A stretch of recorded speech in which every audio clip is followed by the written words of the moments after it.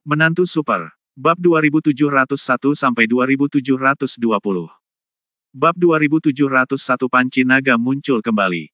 Tepat sekali. Dia mengangguk sedikit. Begitu dia selesai berbicara, cahaya putih tiba-tiba muncul di tangannya, dan kemudian, lempengan naga di tangan Han Sanqian perlahan terbang ke tangannya. Benda ini, Han Sanqian benar-benar ingin mengatakan sesuatu. Belum lagi dia menemukan tempat ini dengan benda ini. Dia bahkan tidak tahu benda apa itu atau bagaimana penggunaannya. Namun, ketika kata-kata itu keluar dari mulutnya, dia tidak tahu bagaimana cara berbicara. Baginya, ini memang agak memalukan. Mengambil piring naga, dia hanya melihatnya dan tersenyum sedikit, sepertinya kaisar belum membukanya. Han Sanqian mengangguk, namun tidak menyangkalnya, memang saya sudah mencoba beberapa kali sejak mendapatkannya, namun setiap gagal, saya selalu merasa tidak cukup kuat untuk membukanya. Dia mengangguk tanpa berkata apa-apa. Kemudian, cahaya keemasan samar muncul di tangannya. Tiba-tiba, seluruh piringan naga mulai berputar sedikit, dan itu menjadi semakin cepat. Saat piringan naga berputar dengan cepat, semburan cahaya hijau bersinar sedikit di sekitarnya. Kaisar, tolong aku, dia berteriak pelan. Han Sanqian mengangguk dan hanya mengambil satu langkah. Di sana, wanita itu melambaikan tangannya dengan lembut dan menggunakan semburan energi untuk mengangkat tangan Han Sanqian. Kemudian, Han Sanqian merasakan kekuatan yang kuat mendorongnya ke depan. Gerakan ke atas dan ke bawah lengan Anda. Tanpa basa-basi lagi, Han Sanqian memusatkan energinya dan langsung mengirimkan kekuatannya dari lengannya ke lempeng naga. Berdengung. Cakram naga mengeluarkan suara yang tajam, dan kemudian tanda pangu samar-samar muncul di cakram bagian dalam cakram naga. Setelah itu, naga hijau di pelat luar dengan cepat mengembun, dan akhirnya berlari keluar dari pelat dengan ringan, membungkuk dan menyebar ke langit, berubah menjadi penghalang hijau. Han Sanqian tiba-tiba menjadi bersemangat, lagi pula, terakhir kali dia menggunakan seluruh kekuatannya, hanya saja energi hijau di cakram luar secara bertahap berubah menjadi naga hijau, dan dia tidak dapat mencapai langkah ini sama sekali. Saat penghalang cian naik, wanita itu mengangkat jari ajaibnya sedikit dan melantunkan mantra di mulutnya. Setelah seteguk darah emas tiba-tiba muncrat dari mulutnya, dia mengertakkan giginya dan tiba-tiba mengarahkan jarinya ke arah penghalang cian. Begitu energinya mencapai penghalang cian, itu seperti memasukkan setetes susu ke dalam tinta cian, langsung meleleh pada titik kontak, dan kemudian membentuk titik kecil alami. Segera setelah titik kecil itu hampir stabil, garis cahaya tiba-tiba memanjang dari titik di atas penghalang cian, perlahan meluas keluar hingga kira-kira sepanjang jari tengah, lalu tiba-tiba berhenti. Puff! Hampir di saat yang bersamaan, darah muncrat dari mulut wanita itu, dan dia jatuh ke tanah kesakitan. Penghalang hijau berubah menjadi naga biru dan kembali ke lempeng naga lagi, dan tanda pangu menjadi redup. Senior, Han Sanqian mengambil kembali piring naga itu dan dengan cepat membungkuk untuk membantu wanita itu. Kaisar, tidak apa-apa. Dia tersenyum pahit dan melambaikan tangannya ke Han Sanqian untuk menunjukkan bahwa dia baik-baik saja, itu bukan sesuatu yang bisa saya sentuh. Saya tidak bisa membiarkannya bertahan lama. Han Sanqian melihat ke piringan naga dan sedikit ragu-ragu. Bahkan senior yang tidak terduga ini tidak dapat membukanya sepenuhnya. Lalu siapa lagi di dunia ini yang bisa membukanya? Kaisar, jangan berkecil hati. Cakram naga itu milikmu. Tentu saja kamu bisa membukanya. Dia tersenyum lembut, berbaring di tanah dan menatap Han Sanqian. Milikku. Han Sanqian berkata, sejujurnya, benda ini diberikan kepadaku oleh temanku. Segala sesuatu di dunia ini alami dan milikmu. Alam adalah milikmu, dia tersenyum.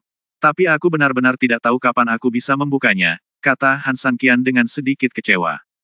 Faktanya, basis budidayanya saat ini pada dasarnya berpikir bahwa dia telah mencapai kemacetan, tetapi sayangnya, kemacetan ini tidak dapat secara efektif menggerakkan lempeng naga sama sekali. Memang benar kamu tidak bisa membukanya, tapi pada akhirnya kamulah yang bisa membukanya, dia terkekeh. Apa maksudmu?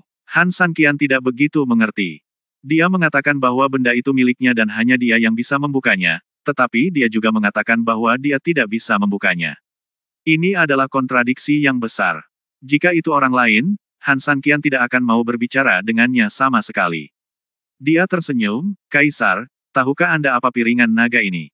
Han Sanqian menggelengkan kepalanya, saya hanya mendengar ada semacam kekuatan dominasi di dalamnya. Apa kekuatan dominasi? Dia bertanya sambil tersenyum. Han Sanqian menggelengkan kepalanya lagi, senior, mohon klarifikasi.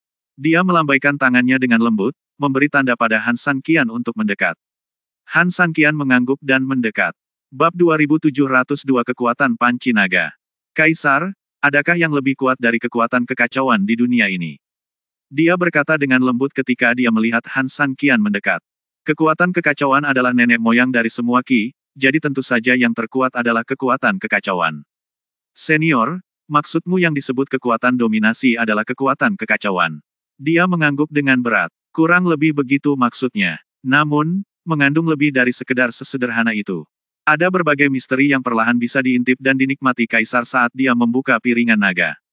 Saya hanya dapat memberitahu Anda bahwa alasan mendasar yang pada akhirnya menyebabkan runtuhnya zaman kuno adalah karena piringan naga kecil di tangan Kaisar ini.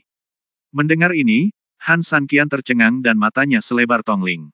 Sungguh sulit dipercaya bahwa piringan naga kecil ini bisa menjadi akar penyebab pecahnya zaman kuno dan pecahnya pertempuran menentukan antara dewa dan iblis. Tidak percaya, katanya lembut. Han Sanqian tidak menyangkal hal ini. Itu karena sekarang terlihat biasa dan biasa-biasa saja, katanya lembut. Bagi kalian yang berada di era pasca dewa sejati, keberadaannya tidak akan menarik perhatian siapapun sama sekali, dan kalaupun ada, kalian tidak mengetahui misterinya sama sekali. Bahkan jika kalian mengetahuinya, apa yang dapat kalian lakukan? Tentang itu, Han Sanqian mengangguk. Bahkan Han Sanqian sendiri tidak pernah menyangka bahwa piringan naga itu ada. Jika bukan karena tanda pada piringan itu yang dikenali Han Sanqian bahkan tidak akan menganggapnya sebagai benda penting. Dibutuhkan 6 orang untuk membuka piringan naga itu, katanya lembut. 6 orang. Itu benar, kamu dan orang-orang dari 5 suku. Dia mengangguk, untuk melindunginya. Kepala 5 suku bersama-sama menyegelnya. Oleh karena itu, jika kamu ingin membuka lapisan perlindungan terluar, kamu memerlukan kepala 5 suku untuk menyegelnya. Setelah diangkat, dapat dibuka oleh mereka yang memiliki tanda pangu. Atas nama klan Xuan Yuan, saya baru saja membuka segel klan kami. Ketika 5 bintang terhubung dan naga hijau dihancurkan, cakram luar akan menghilang, dan Anda, Kaisar, dapat membuka kunci cakram bagian dalam dan mendapatkan kekuatan paling murni dan paling mendominasi di dunia serta beberapa hal yang sangat ajaib. Ucapnya lembut. Kaisar, kenapa kamu tidak bersemangat? Dia bertanya dengan aneh. Han Sanqian menggelengkan kepalanya tak berdaya, saya tidak terlalu tertarik dengan ini. Yang paling saya inginkan hanyalah memiliki istri dan anak perempuan saya di sisi saya. Kaisar, semuanya adalah pengaturan, semuanya adalah takdir. Terkadang, hanya karena Anda terlalu terobsesi, itu menjadi takdir, dia tersenyum lembut. Apa artinya ini? Han Sanqian mengerutkan kening.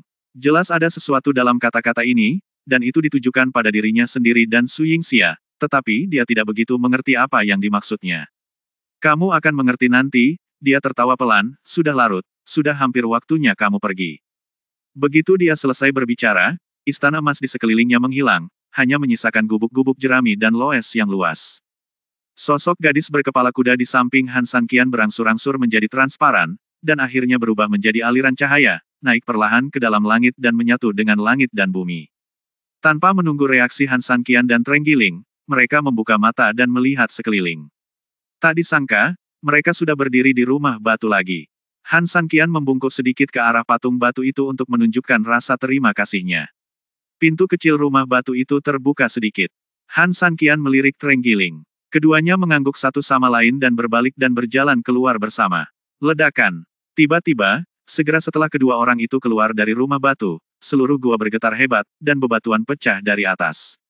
Batu bata di tanah juga retak, dan pintu batu di pintu masuk perlahan terbuka dengan suara gemuruh. Suara, sekarang bukan waktunya untuk berbicara. Tempat ini akan runtuh. Keluar dari sini. Han Sanqian melirik semua orang, berteriak pelan, dan memimpin semua orang untuk segera berlari menuju pintu masuk.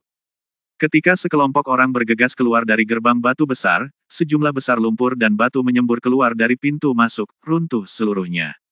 Sial, itu sangat berbahaya, aku hampir terkubur hidup-hidup, Dao 12 melihat ke belakang dan berkata dengan ketakutan. Apakah semuanya baik-baik saja? Han Sanqian melirik dan melihat semua orang berlari keluar dengan selamat, lalu dia menghela nafas lega, kembali ke desa dulu. Dan hampir di saat yang bersamaan, di dalam gua yang rusak dan gubuk loes, sosok gadis berkepala kuda tiba-tiba muncul kembali, dan seorang pria perlahan keluar dari ruang dalam. Apakah kamu di sini? Melihat pria itu, wanita berkepala kuda itu menundukkan kepalanya sedikit. Bab 2703 Kaisar Xuan Yuan. Kaisar sudah tiada. Pria itu tinggi dan perkasa, dengan cahaya keemasan samar bersinar di tubuhnya. Ya, Horsegel mengangguk, mengapa kamu tidak keluar menemuinya? Kita akan segera bertemu, jadi kenapa terburu-buru sebentar? Dia tersenyum lembut, bagaimana dia bisa lulus ujian ini? Manusia batu bermata vertikal bukanlah tandingannya. Dia bisa dikalahkan sepenuhnya hanya dalam 3 gerakan. Dia mengangguk puas, bagaimana dengan mekanisme yang sangat bagus. Meskipun dia memainkan beberapa permainan catur bodoh, dia dengan cepat menemukan masalahnya. Pada titik ini, gadis berkepala kuda itu tertawa pelan, apakah kamu tidak takut kaisar tidak akan bisa masuk pada akhirnya? Pria itu tertawa, kedua lelaki tua itu membual bahwa kaisar begitu menakjubkan. Saya harus melihat apakah kaisar kita benar-benar menakjubkan. Namun, saya sangat puas dengannya. Dia memiliki keberanian sebagai manusia dan kecerdikan semua makhluk. Lumayan. Kamu baik, tapi ketika dia terbangun sepenuhnya di masa depan, apakah dia akan menyalahkan kita? Wanita itu menghela nafas tak berdaya. Selama Su Yingxia tidak mati, dia tidak akan menyalahkan kita, kata pria itu. Bagaimana jika Su Yingxia ingin membalas dendam? Gadis berkepala kuda itu berkata sambil tersenyum. Mengapa dia ingin membalas dendam? Ini adalah tugas Su Yingxia. Siapa yang memberitahunya bahwa identitasnya tidak sesederhana putri keluarga Fu? Aku khawatir hanya kamu yang bisa menggunakan Xuanfei seperti ini. Wanita itu tersenyum pahit dan menggelengkan kepalanya. Kaisar Xuanyuan.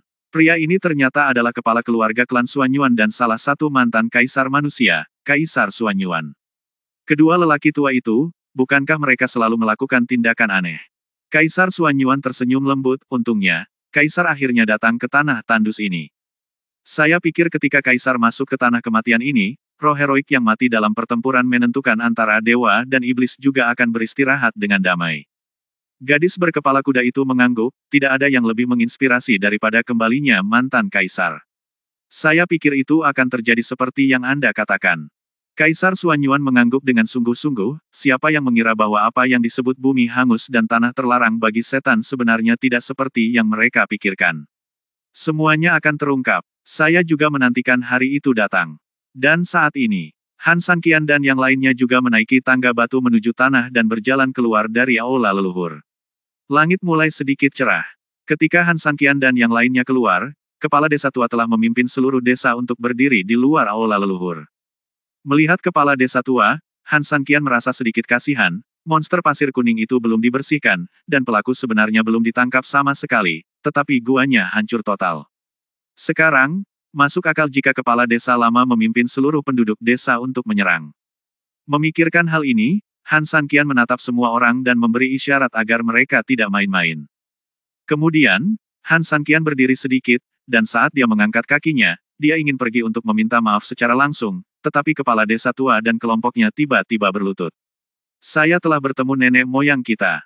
Saat kepala desa tua itu berteriak dengan keras, sekelompok penduduk desa di belakangnya juga berteriak serempak. Bahkan Han Sanqian tercengang dengan pemandangan seperti itu. Detik berikutnya, Han Sanqian buru-buru menyapanya, kepala desa tua, apa yang kamu lakukan? Kakek, kami sangat buta sehingga kami mengira kamu. Dan, memintamu untuk membantu kami melawan monster.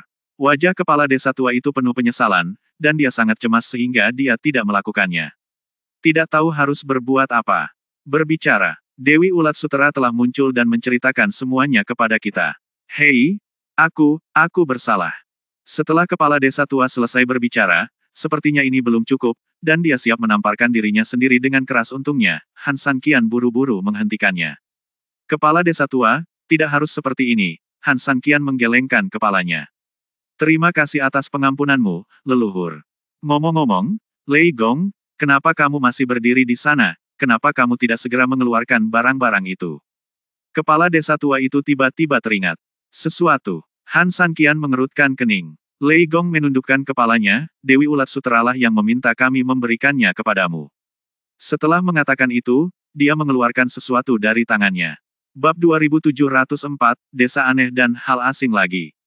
Itu adalah manik giok putih kecil, seukuran ibu jari. Apa ini? Han Sanqian sedikit mengernyit. Bahkan sebelum dia mengambilnya, Han Sanqian sudah bisa merasakan hawa dingin yang datang darinya, dan ada juga lapisan putih samar pada manik-manik itu. Dewi Ulat Sutera mengatakan bahwa itu adalah butiran es batu giok yang dapat menyebabkan suhu turun tajam hanya dengan sedikit kekuatan, kata Lei Gong lembut. Setelah berbicara, Lei Gong mengangkat tangannya sedikit dan memberikan manik-manik itu dengan sangat hormat.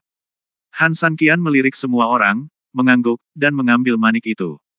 Benar saja, begitu dia menyentuh manik itu, Han Sanqian merasakan suhu tubuhnya turun drastis.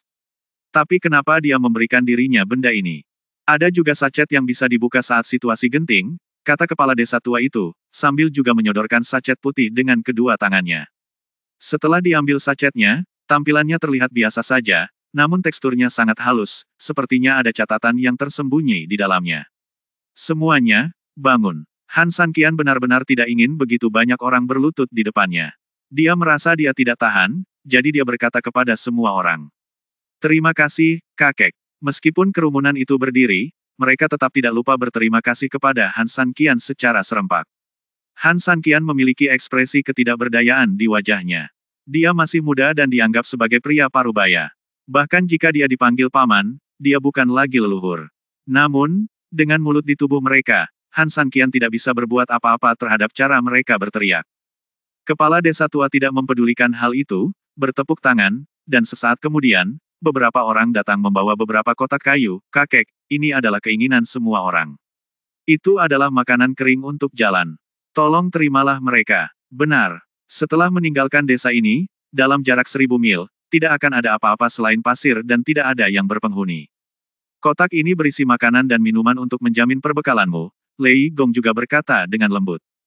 Han Sanqian melambaikan tangannya, kondisi di desa terbatas, jadi bagaimana dia bisa berani mengambil jatah penduduk desa?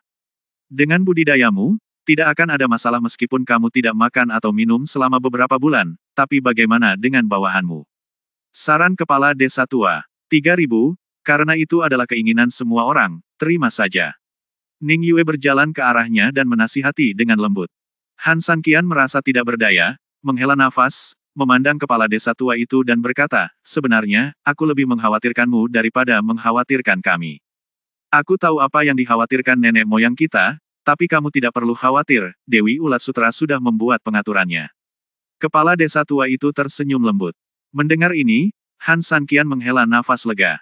Dia selalu sangat khawatir. Jika dia pergi saat itu, begitu Pei Hu kembali untuk membalas dendam, orang-orang di desa ini akan mengantarkan akhir dunia.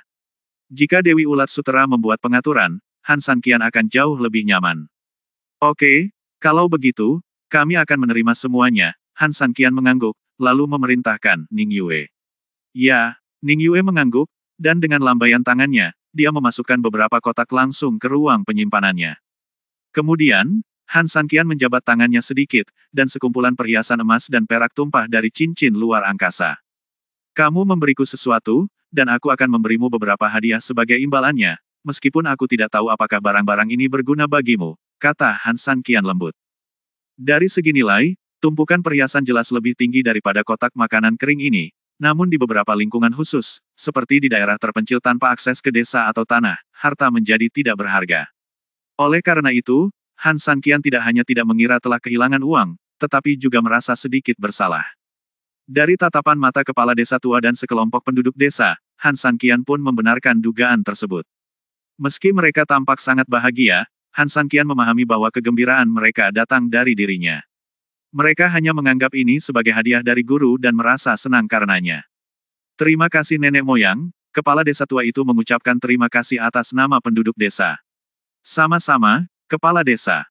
Han Sanqian tersenyum lembut, lalu menatap ke arah semua orang, ini hampir fajar, jadi kami tidak akan mengganggumu lagi. Mari kita ucapkan selamat tinggal. Kita masih harus bergegas. Kakek, selamat tinggal, kepala desa tua itu membungkuk sedikit.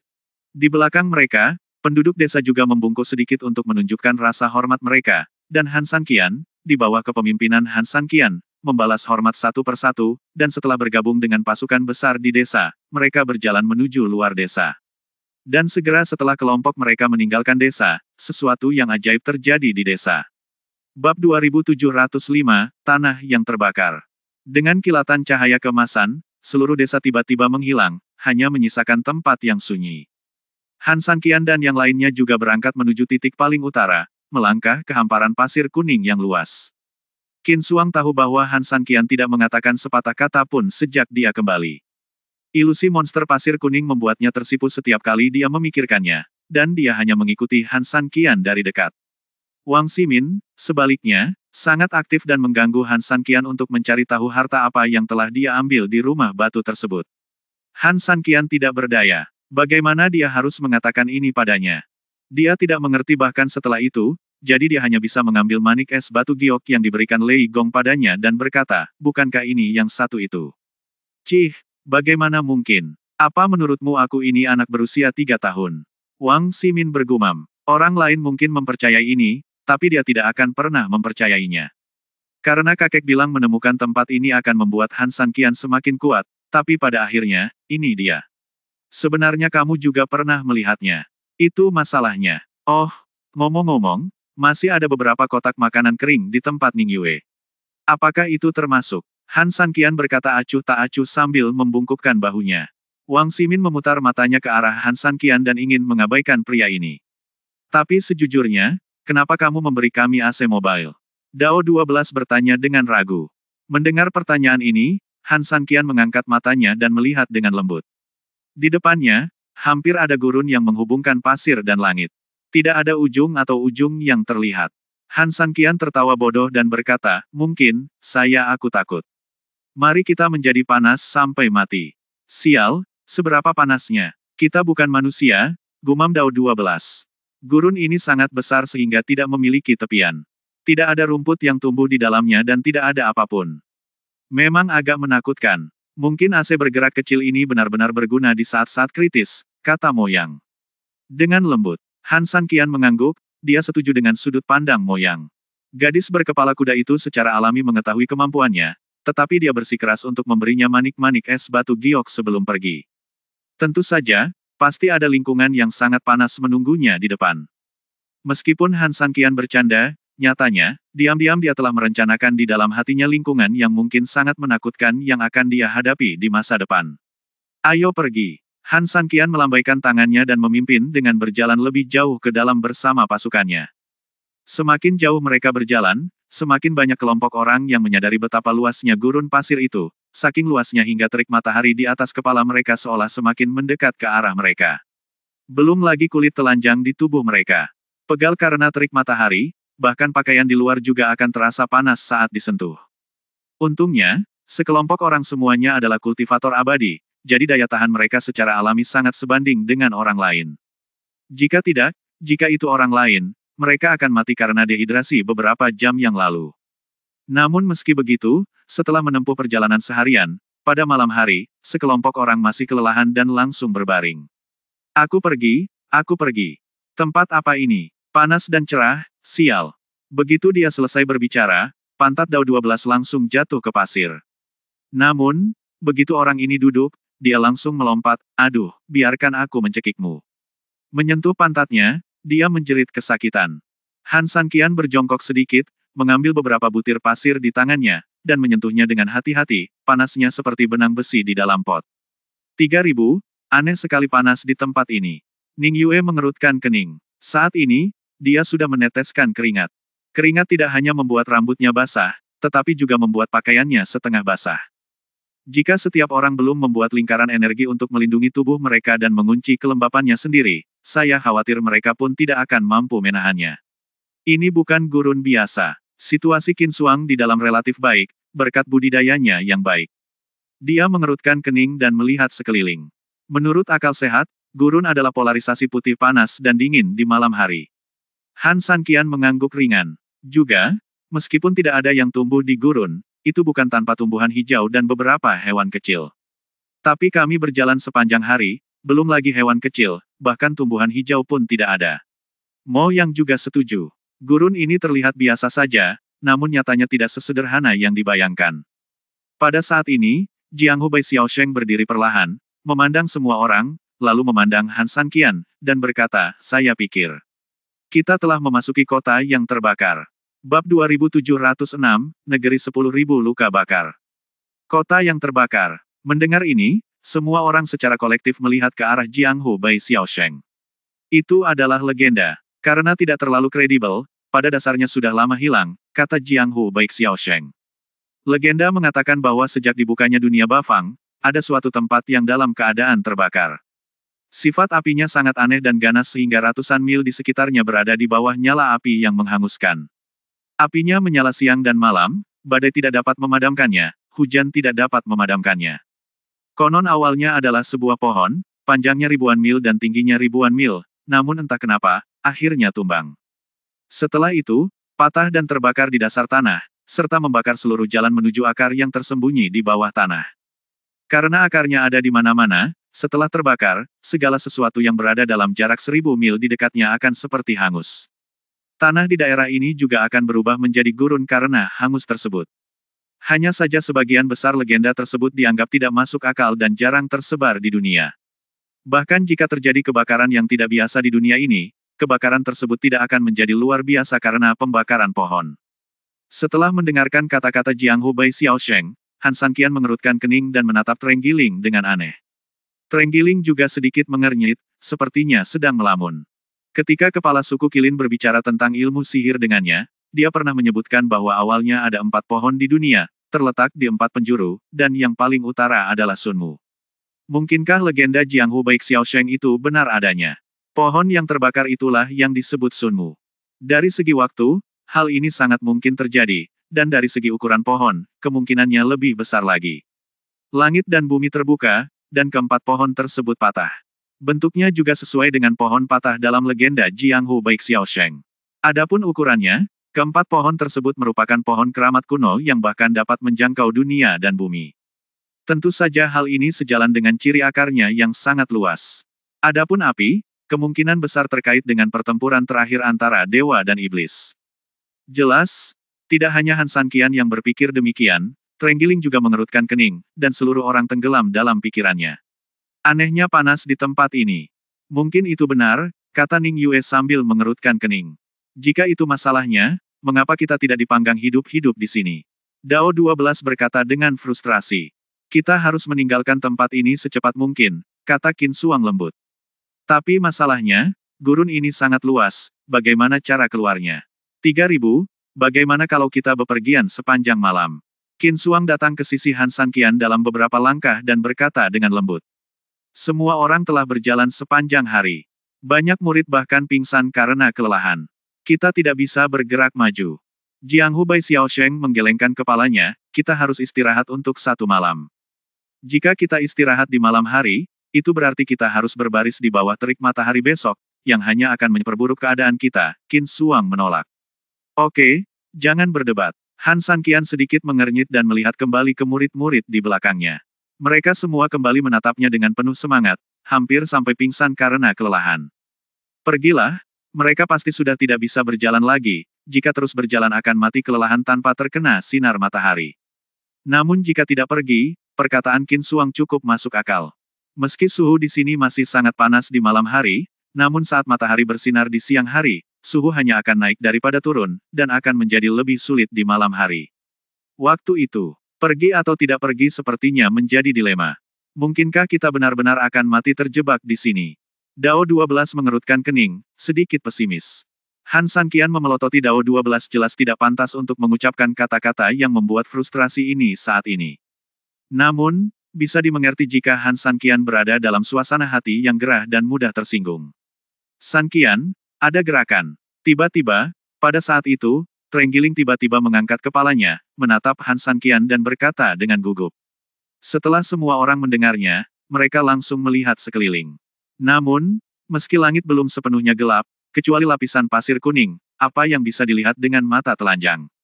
Apa-apaan ini? Kamu tidak akan mengalami halusinasi pendengaran, kan? Dao 12 berkata dengan aneh. Tidak, Han Sanqian menjawab dengan dingin, mengerutkan kening, dia menjawab ya, jadi dia melakukannya.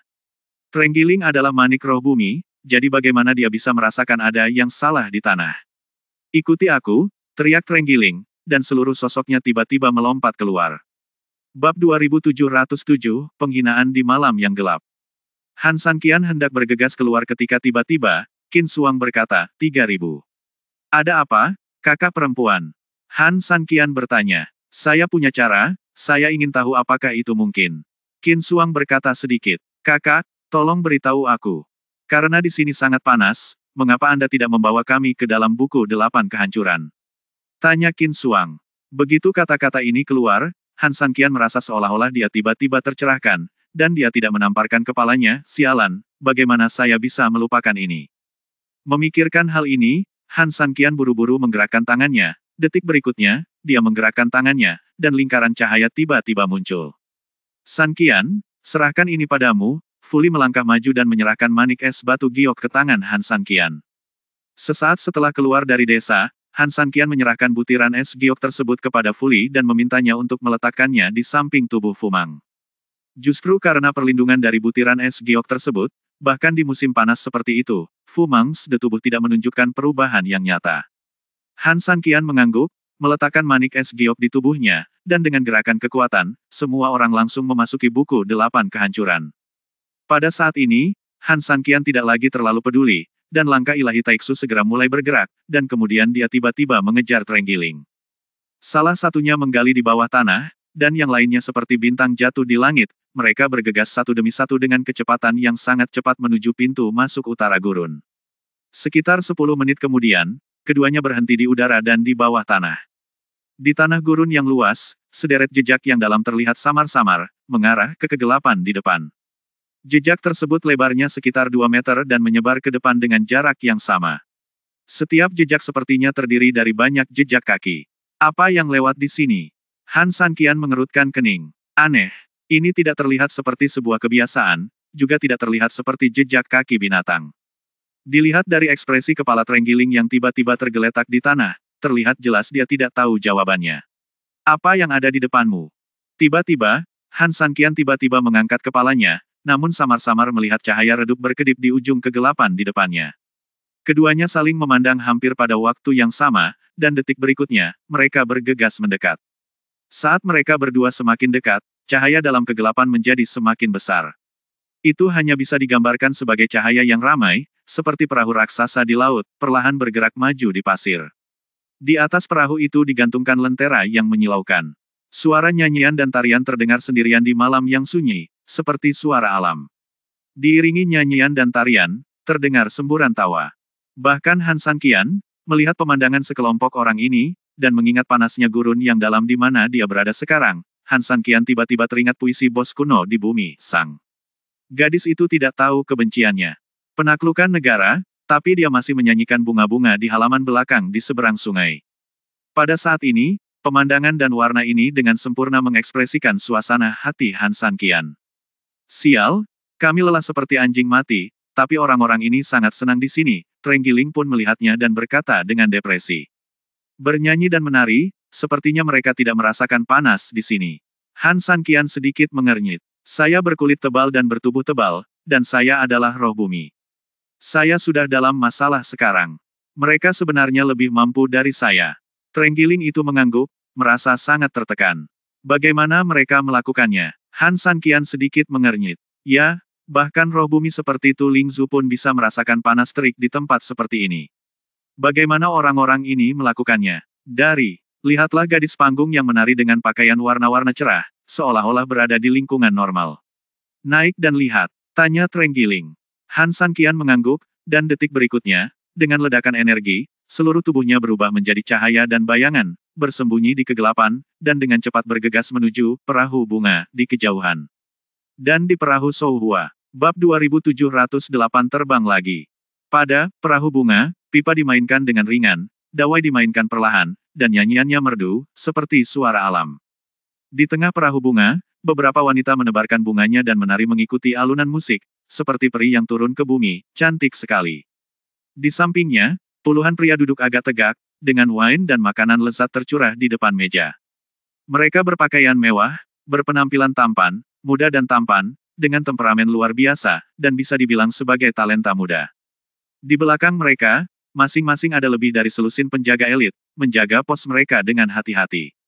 Dan di atas tengahnya tergantung tirai manik-manik, dengan hiasan hijau dan biru terlihat samar-samar. Di balik tirai manik-manik, seorang wanita berbaju hijau berdiri tegak, dan di sampingnya, seorang wanita berbaju putih duduk perlahan. Meski terdapat tirai manik-manik sebagai pembatas, namun melalui celah tersebut terlihat kulit putih dan lembut kedua wanita tersebut, sosok anggun mereka, dan penampilan mereka yang bak peri.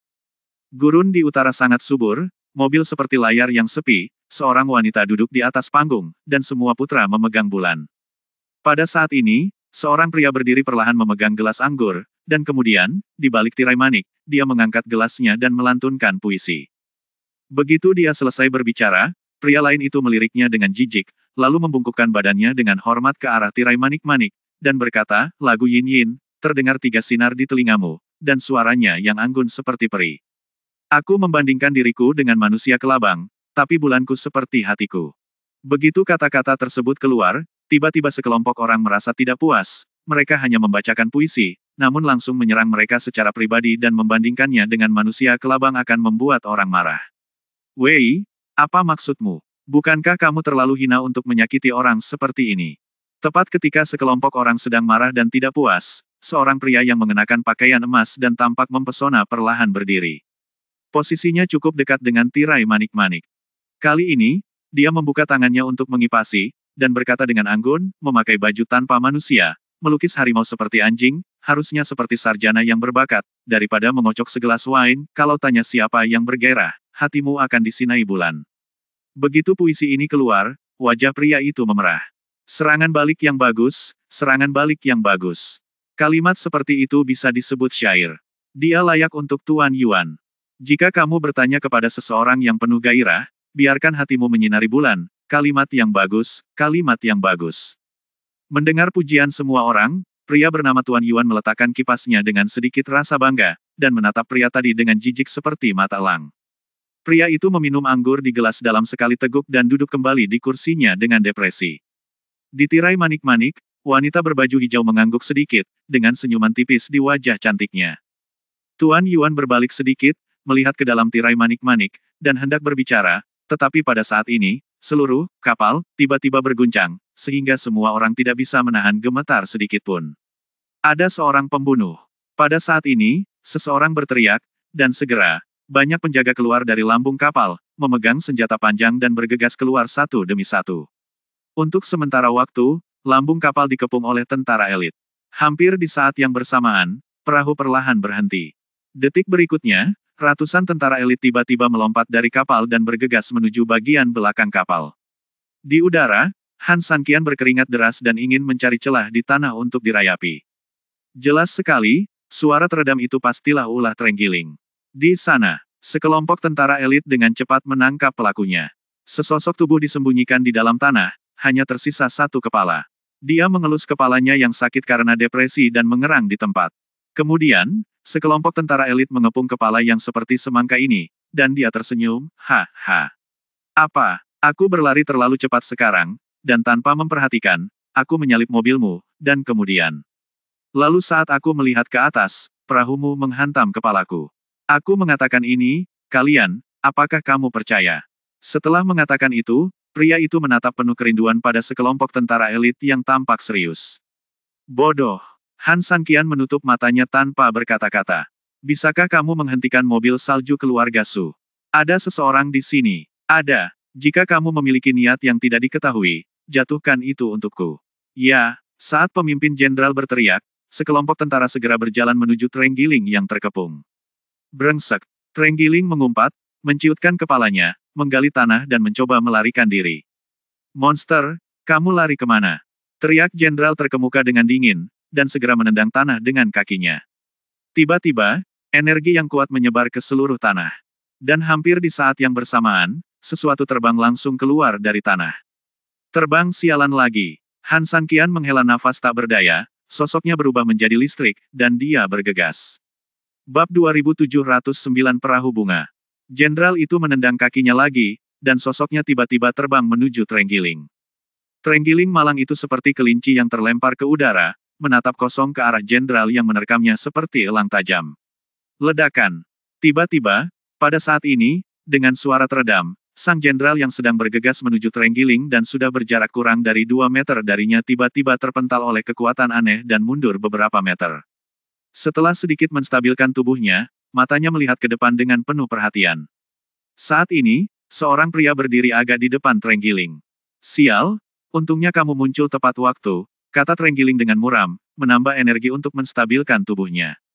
Saya baru saja menabrak mobil Anda. Apakah Anda begitu agresif? Han Sanqian memandang jenderal itu dengan tenang dan berkata dengan lembut.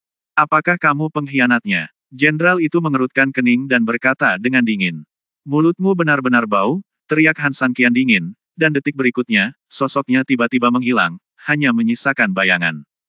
Jenderal itu terkejut, tetapi sebelum dia sempat bereaksi, sosok Han Sanqian tiba-tiba muncul di hadapannya. Bentak. Sebuah tamparan menghantam wajahnya dengan keras, dan gravitasi yang sangat besar menyebabkan dia berputar beberapa kali di udara dan mundur beberapa langkah. Cantik, teriak Trenggiling penuh semangat, seperti perempuan jalang, sial, perahu besar mereka menghantam kepalaku. Aku bahkan tidak meminta mereka memberi kompensasi, tapi mereka menyerangku dan memukuliku. Pukul bajingan ini sampai mati. Han Sanqian tidak bergerak dan berdiri dengan tenang di udara, memandangi sang jenderal dengan tenang. Sang jenderal menahan rasa sakit yang parah di sisi kiri wajahnya. Meski wajahnya tetap tegas, langkahnya yang sedikit mundur sudah membuktikan bahwa dia sedikit pemalu saat ini. Rupanya, dia tidak bodoh. Pria di depannya, meskipun usianya masih muda, telah melampaui dirinya dalam budidaya. Jika dia bertindak gegabah, dia hanya akan menderita kerugian tersembunyi. Yang mulia sangat asing. Bolehkah saya menanyakan nama Anda? Katanya dingin. Namaku Trenggiling, kata Han Sanqian santai. Sial, namamu Trenggiling. Lalu siapa namaku? Kata Trenggiling dengan wajah bingung. Detik berikutnya, dia tiba-tiba teringat sesuatu dan berkata dengan lantang, sial, kalau begitu namaku Monster Pasir Kuning. Trenggiling, Monster Pasir Kuning. Jenderal itu mengerutkan kening, mengatakan sesuatu yang belum pernah dia dengar sebelumnya. Tidak peduli siapa Anda, jika Anda menghentikan perahu bunga keluarga Su saya, apakah Anda akan dihukum mati? Sudah kubilang ini salah paham. Kalian sedang dalam perjalanan, dan aku juga sedang dalam perjalanan, tapi aku berlari lebih cepat dari kalian. Lalu aku hanya ingin berhenti, dan kalian saling bertabrakan. Jika kamu tidak percaya, lihatlah. Sekarang aku masih punya tas besar. Kata Trenggiling dan benar-benar memperlihatkan bagian belakang kepalanya. Memang ada bungkusan bulat besar di atasnya. Saat ini, di atas perahu bunga, sebuah jendela terbuka dengan lembut, ditutupi kain kasa putih, dan hanya bayangan seorang wanita yang terpantul. Melihat ini, sang jenderal berhenti berbicara yang tidak masuk akal, terbang dengan cepat, dan mengatakan sesuatu di dekat jendela.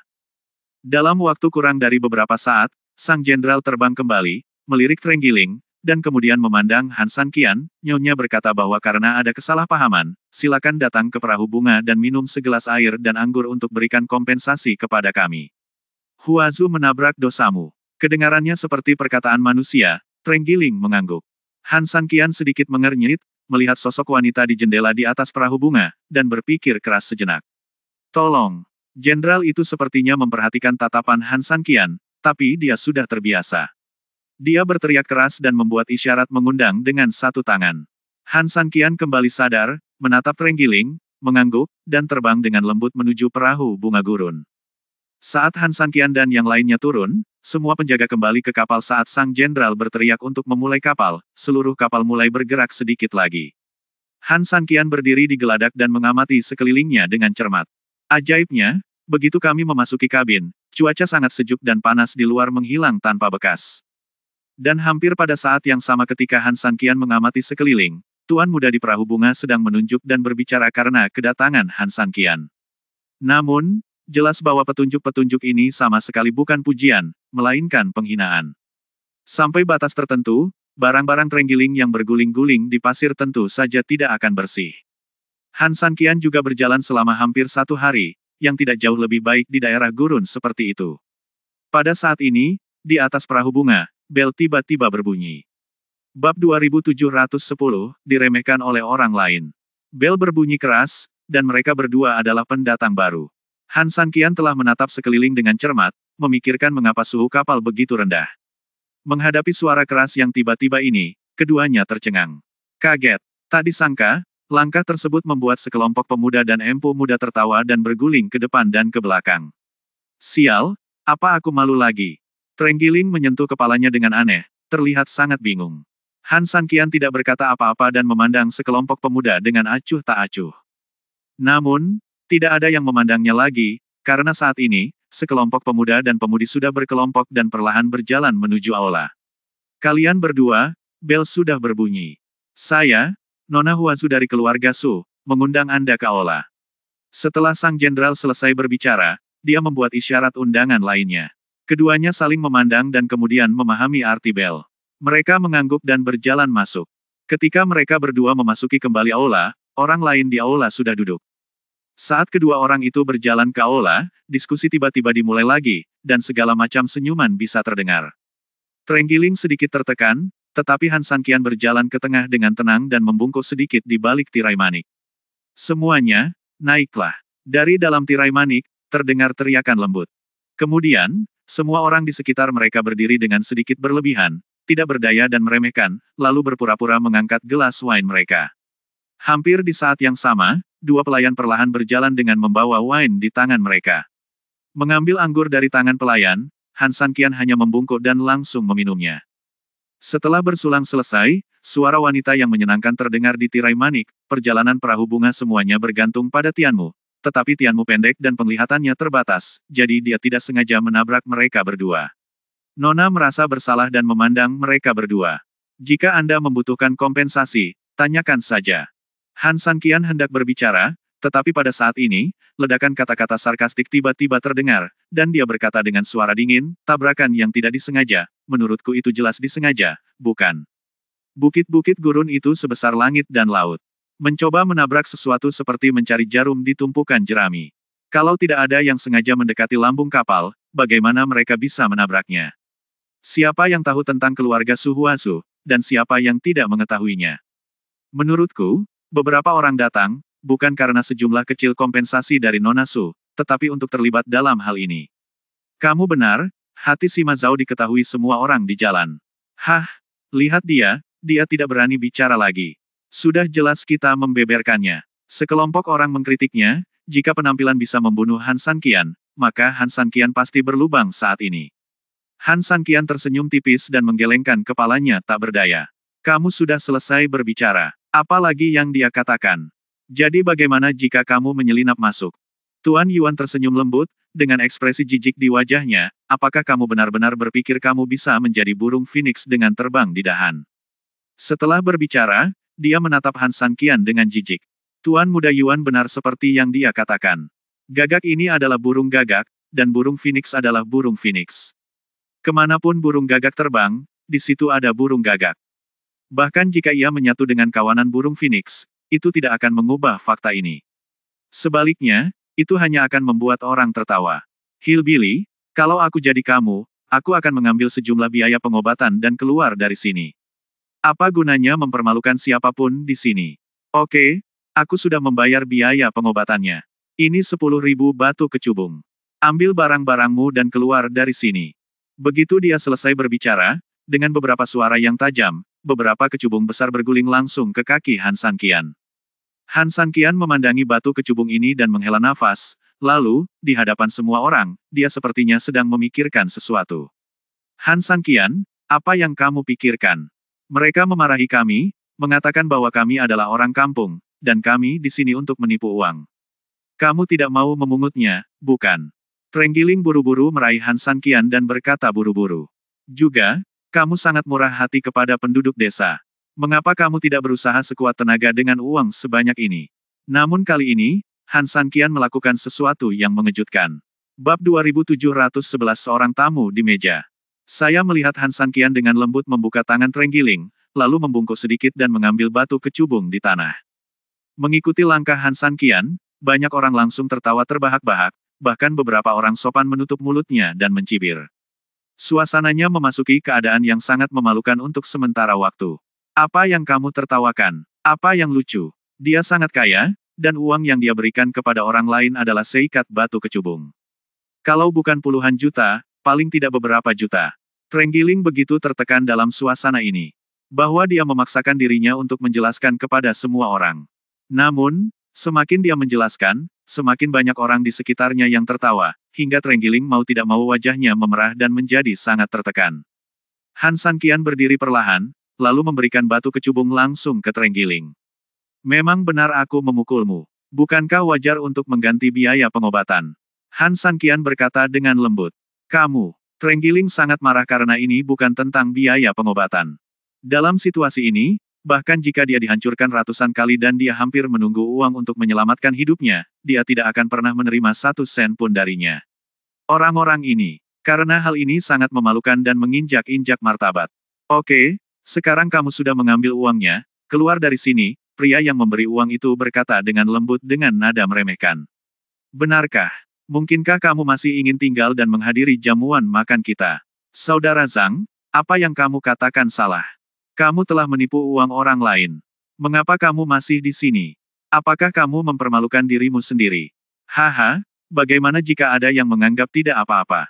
Apakah hanya dia? Dia hanya orang desa. Aku bisa menghancurkannya sampai mati dengan 1 tangan. Aku tertawa terbahak-bahak, Kakak Ma, ini hanyalah serangan pengurangan dimensi. Haha, pergi ke utara lewat sini sebenarnya sedikit menyenangkan, dan itu hal yang bagus. Pergi ke utara. Han Sanqian sedikit mengernyit dan pergi ke utara sendiri. Han Sanqian mungkin tidak mendengarkan apa yang dikatakan orang-orang ini, tetapi kata-kata terakhir berhasil membangkitkan minat Han Sanqian. Pergilah ke utara dan bersenang-senanglah. Memikirkan hal ini, Han Sanqian benar-benar tersenyum. Tidak hanya bisa menghemat banyak energi, tinggal di sini sebentar, tapi juga bersenang-senang. Itu adalah yang terbaik dari kedua dunia. Apa yang kalian katakan memang benar. Aku orang yang bersuara lembut. Karena kalian pikir aku bisa memberimu kesenangan, kenapa tidak, aku akan tinggal dan membawakanmu kesenangan. Bagaimana menurutmu? Han Sanqian tertawa dengan lembut. Perubahan sikap Han Sanqian yang tiba-tiba langsung membuat semua orang tercengang, namun hanya berlangsung sesaat, yang terjadi selanjutnya adalah ledakan tawa. Hahaha, apakah ada di antara kalian yang mendengar apa yang dikatakan si idiot ini tadi? Sepertinya aku baru saja mendengar lalat atau serangga berkata, apakah dia akan tinggal? Kata seorang pemuda sinis sambil mengupil. Kamu bajingan, jika kamu punya akal sehat, keluar dari sini. Jangan tunda pesta minum kita di sini. Keluar dari sini. Ada ejekan, ancaman, dan suasana menjadi sangat kacau untuk beberapa saat. Sudah cukup, sudah cukup. Pada saat ini, Tuan Muda Yuan tiba-tiba angkat bicara, dan ketika dia berteriak, seluruh adegan tiba-tiba menjadi sunyi, di depan Nona Su, bagaimana kamu bersikap seperti ini? Kemudian, dia melirik Han Sanqian dan berkata, dia hanya orang desa. Apakah penting dia tetap di sini atau tidak? Hanya karena dia serangga dan orang udik, dia tidak memenuhi syarat untuk berada di pesta ini, kata seseorang dengan nada menghina. Mengapa tidak? Pada saat ini, dari balik tirai manik-manik, terdengar suara seorang wanita, Nona, ada yang ingin saya katakan. Karena kedua tuan muda itu tertabrak perahu bunga saya, wanita muda itu merasa sangat bersalah. Tuan muda bersedia untuk tinggal. Seseorang akan datang. Begitu dia selesai berbicara, 2 pelayan keluar, budakku ada di sini. Beri aku tempat duduk. Ya, setelah kedua pelayan itu selesai berbicara, mereka segera membawa 2 set meja kecil dan 2 tikar, namun mereka baru saja meletakkan kursinya. Para pemuda yang duduk di sebelahnya tiba-tiba menjauh dengan wajah jijik dan marah, sambil memegang meja dan tikar masing-masing. Untuk sesaat, kedua orang itu benar-benar terisolasi, dan sepertinya tidak ada yang mau duduk bersama mereka. Han Sanqian tidak peduli. Saat nyanyian dimulai, penari naik ke panggung lagi, dan resepsi yang baru saja disela dimulai lagi. Bab 2712 Pengungkapan pertama dari Pesta Koktail. Nyanyiannya merdu dan tariannya pelan. Meskipun Han Sanqian dan Trenggiling benar-benar duduk di satu sisi saat ini, karena keterasingan mereka, mereka tampak seperti memakai sepatu kecil dan duduk di sudut. Namun, kedua orang ini sama sekali tidak menganggapnya serius. Saat makanan dan arak tiba, Trenggiling yang masih sedikit risih memandangi danau Han Sanqian sambil makan dan minum. Trenggiling pun menjadi khawatir. Setelah seharian di gurun pasir, siapa yang tidak haus dan lapar? Saat kedua hal ini melanda seluruh negeri dengan gila-gilaan, dan nyanyian serta tarian anggun yang menyertainya, perbandingan antara keduanya tidak bisa dikatakan tidak cocok, itu bisa dikatakan memalukan bagi pemandangan. Melihat kedua orang ini seperti ini, sekelompok pemuda dan tuan muda menggelengkan kepala dengan jijik, beberapa melebih-lebihkan, dan bahkan menunjukkan ekspresi jijik. Bagaimana mungkin tempat yang begitu anggun dan berbakat bisa menampilkan 2 orang sampah seperti itu? Orang kampung memang orang kampung. Saat tarian berakhir, para penyanyi perlahan mundur, dan lagu kali ini juga masuk dengan anggun, pelan dan indah seperti air di sungai. Seluruh aula terasa relatif damai, santai dan nyaman. Baru saja saya belajar menulis puisi sambil minum, dan Tuan Yuan jelas lebih baik. Selanjutnya, ada bait. Nona muda saya akan menyampaikan pertanyaannya. Semua tuan dan tuan muda akan saling berhadapan. Begitu dia selesai berbicara, wanita itu berbicara perlahan lagi, kamu sedang mengembara di awan. Matahari terbenam kembali ke hatiku, seorang pemuda tersenyum santai. Oke, semua orang bersorak. Bukit-bukit hijau itu tidak tua, tapi menjadi putih karena salju. Air hijaunya tidak bergelombang sama sekali, melainkan tertiup angin. Bagus. Tepuk tangan kembali terdengar, dan wanita itu mulai mengajukan pertanyaan lagi, dan semua pria juga menjawab satu demi satu. Untuk sementara, seluruh aula dipenuhi dengan kata-kata tinta dan tepuk tangan. Apakah kamu ingin mengunjungi peternakan seperti itu? Tanya Trenggiling sambil mendengus karena mulutnya dipenuhi ayam kampung. Kalian, begitu banyak hal yang tidak bisa menutup mulutmu. Han Sanqian menggelengkan kepalanya tak berdaya, bukankah ini enak? Ada makanan untuk dimakan, anggur untuk diminum, musik untuk didengarkan, dan kadang-kadang orang dapat mendengarkannya. Kamu, bacalah puisi itu dan bacalah. Hei, kalau dipikir-pikir, Han Sanqian, kamu benar-benar hebat dalam hal nilai kekuatan, dan kamu adalah salah satu orang yang aku kagumi, tetapi dalam pertarungan sastra, kamu pasti tidak pandai dalam hal itu, bukan? Trenggiling terkekeh.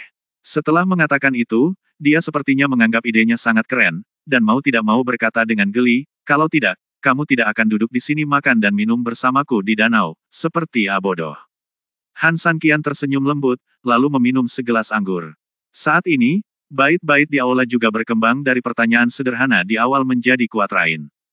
Bulan purnama dan bulan memudar dan bulan purnama, tahun demi tahun, senja dan pagi, matahari tidak akan terlihat sampai penghujung malam. Begitu kalimat ini keluar, sekelompok sastrawan saling memandang dengan bingung, tidak tahu harus menjawab apa. Beberapa detik yang lalu, banyak orang yang sudah lama menahannya, kini pasangannya semakin keras, dan banyak orang yang sudah banyak berkeringat, tidak sesantai dan sesantai dulu. Kalimat ini sangat sulit, Trenggiling menyentuh dagunya dan berkata lembut sambil mengerutkan kening. Han Sanqian mengangguk, itu memang agak sulit.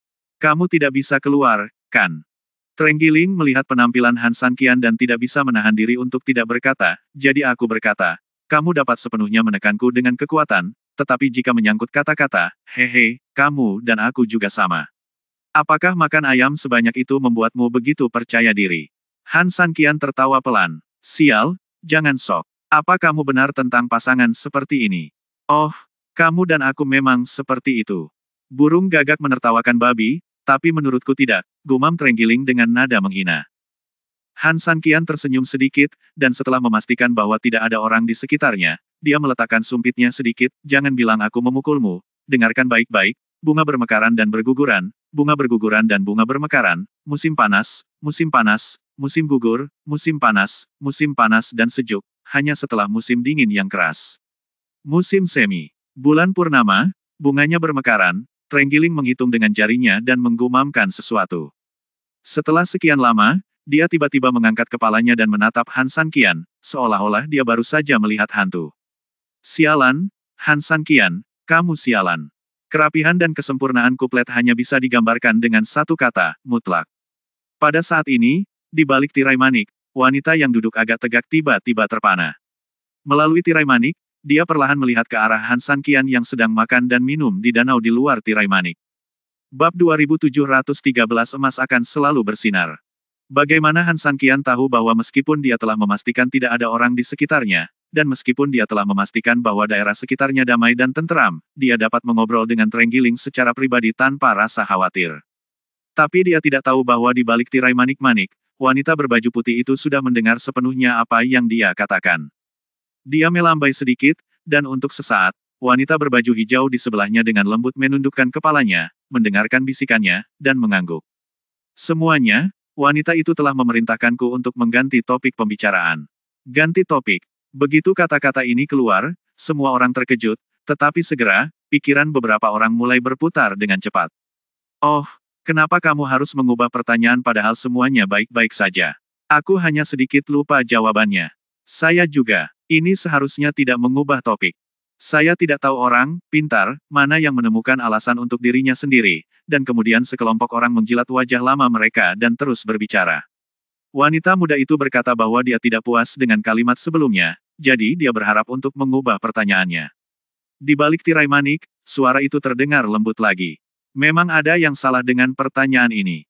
Kalau tidak, Saya pasti sudah menjawabnya sejak lama, kata seorang pria lembut dan tanpa malu-malu. Begitu dia mengatakan ini, yang lain mengangguk dan menjawab.